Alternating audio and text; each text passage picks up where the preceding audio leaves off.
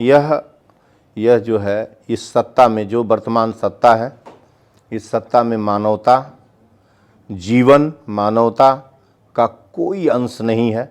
ऐसे बात करना, इस तरह की बात करने वाला, ये सभी जो इस तरह की बात करता है, ये सभी गोडसे की औलादें हैं, सभी गोडसे की औलादें हैं।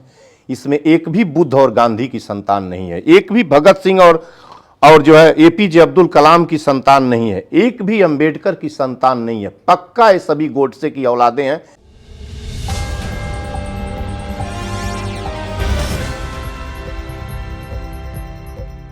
जो यही लखनऊ जहां पे बैठते हैं वहीं से 5 से 7 किलोमीटर के अंदर ही वहीं दूरी अकबर नगर है। अकबर नगर में लगभग बताया जा रहा है 1400 से लेकर 2000 घरों को ध्वस्त कर दिया गया। तो ये कहा जा रहा है कि सरकार की जमीन थी। तो फिर जब सरकार की जमीन थी तो 40 साल 80 साल से बसे थे, क्या इसके पहले सरकारें नहीं थी?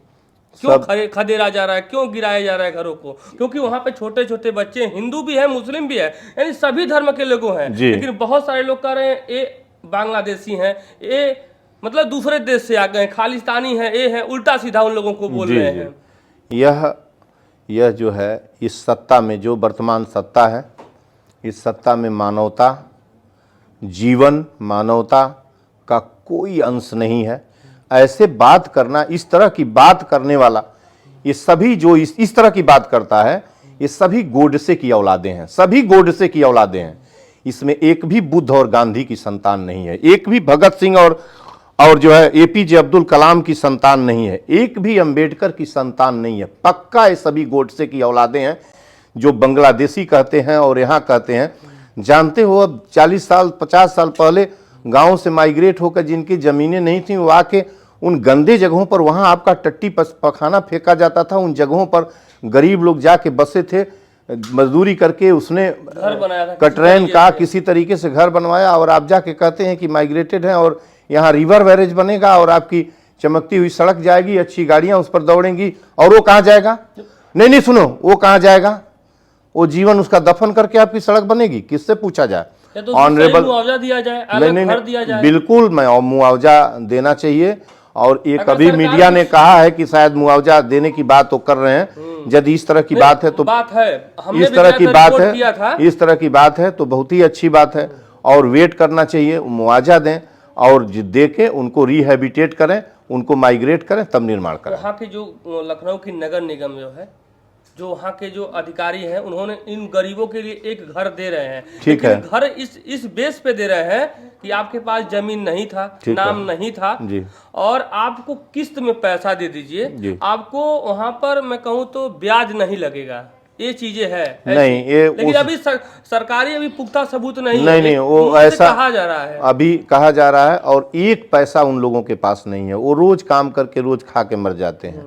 और इस तरह का पापी बयान देना कि वहां से आए हैं, वहां से आए हैं, मुसलमान हैं, 12 लड़के पैदा किए हैं, ये सब अमनुष्य कोई जंगली बयान इस तरीके से देता है। नहीं,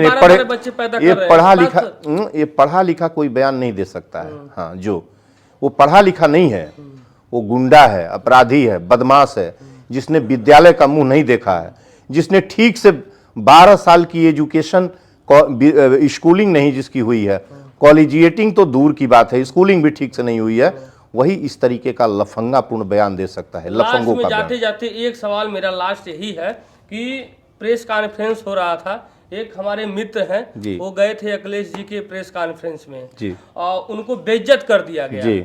मतलब कहा जाए तो बेइज्जत ही कहा जाएगा जी। तो कह रहे थे कि ये मोबाइल आ जाते हैं लेके जी, अरे छोड़ो ना, मोबाइल वाले पत्रकार हैं जी, उलुल जुलुल, जिसका खाते हैं उसी का गाते हैं जी, यानी दाना दिया है, गाना गा रहे हैं जी, इस तरीके से बात करते हैं अखिलेश यादव जी। मतलब इतने बड़े नेता जी, मतलब विपक्ष के नेता, ये शोभा देता है? यह वह लोग हैं जिन लोगों ने, जिनकी सरकार में थाने जो है बिके हुए थे, जमीनें दखल कराई जा रही थी, थानों पर बैठ के लोग जमीन दखल करा रहे थे। यह अखिलेश सिंह यादव की सरकार इस तरीके की थी। इनके पहले की सरकार भी इसी तरीके थे। थाने जो है यह जमीनें दखल कर रहे थे, दरोगा दखल करा रहा था, पैसा लेके वो पहुंचता था। ये उस ब्रांड के नेता हैं ये लोग।